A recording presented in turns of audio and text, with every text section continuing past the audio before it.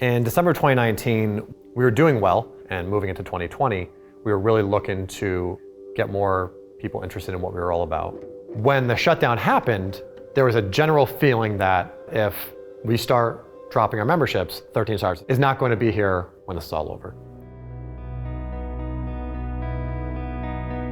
My name is Brian Vagnini. I am one of the owners of 13 Stars Community Fitness here in Morristown. I have been in this location in particular for only a couple of months, but we've been a business at large for almost 7 years now. CrossFit is an infinitely scalable program.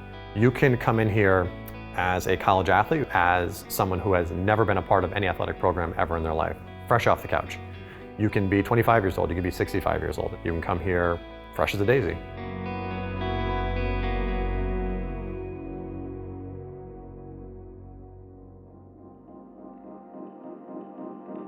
We had been planning for months to have our second annual in-house competition called 13's Fittest.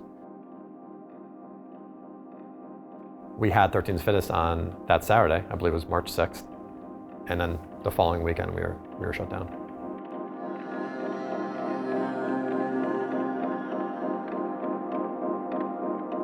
When the shutdown happened, there was a general feeling that if we start dropping our memberships, 13 Stars is not going to be here when this is all over. We did not give anyone a hard time. If you had to drop, we understood. But if you wanted to continue to support us, we were going to provide the best possible product we could to you through whatever we could. We realized that we needed a couple of good ideas to kind of keep people engaged. I'm involved with a couple of CrossFit owners groups on Facebook, and one suggestion that I saw was to start a private Instagram feed and come up with a new feed that would be just for your members. They would only get access to it. And there every day you could post whatever you wanted, and the members could take part in everything that you were providing them for that day. So each day, my wife Julie, myself, and our two boys, we would produce videos that were part exercise, part entertainment, and we would produce a warm-up, stretching, strategy for the workout itself, the cool down, etc. And we would post that the night before, and the next day people would go on, see it, and take part in the operation. Our gym has always been what I would consider to be the third space for a lot of people. You have your work life, you have your home life, but it's very healthy to have a third space. That can be a gym, it can be a book club, it can be a garden club. When COVID hit, a lot of people, I think, felt an emotional loss because not only had many people lost their workspace, they were now doing that at home, but they also lost their third space. To help with that, we tried to come up with silly ways that people can feel like they were interacting with us. Nobody likes burpees, but everybody likes to eat. So we thought that if we could put together a challenge that would say, okay, we're looking to do an hour of burpees. Afterwards, the goal is then to publicly post in the stimulus group what your burpee count was in the hour, how many burpees you got, but then also more importantly, what you ordered and where you ordered from.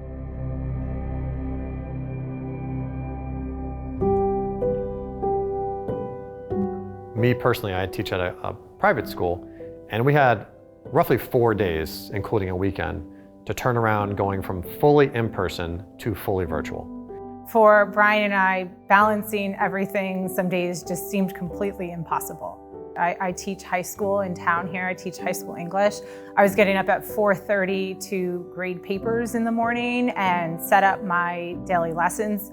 The shift there was really dramatic as well, because now we have to figure out ways to deliver the same product, but in an online, asynchronous fashion. And in that time, we were recording videos every night. I was up till 12:30 every single night, editing videos, posting them, sending out emails to our community, writing workouts, warm-ups, answering questions, getting up the next day and making sure that we had time for the kids. They had to eat. We wanted to make sure they were getting outside, we were spending time with them. They still had all kinds of energy throughout the day that needed to be attended to. Jewel and I always talk about that. We had 62 straight days where we were either in the house or on our piece of property with our boys, doing whatever we could to ensure that we were trying to stay as sane as possible. I look back on it now, of course it was fun to be together for all of that time, but it was very stressful.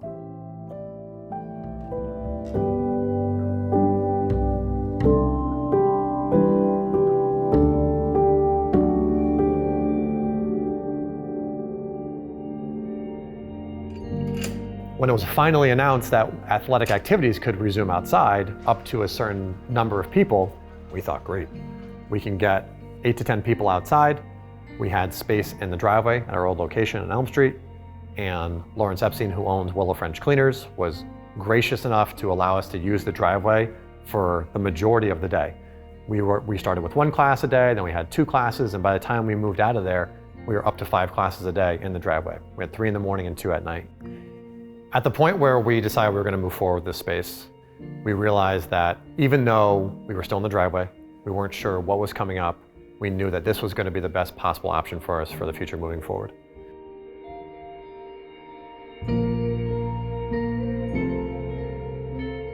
We have a slogan that we are fitness-minded, community-driven, and yes, we are a place for people to come work out, but we're also a place for people to have community. But every community needs a leader. I've said for a long time, and it really is true, that Brian is the heart and soul of this gym. You know, we are definitely a community, but he is our heart and soul of the place. He deserves a lot of credit for keeping this place running for the past 7 years, but especially during COVID.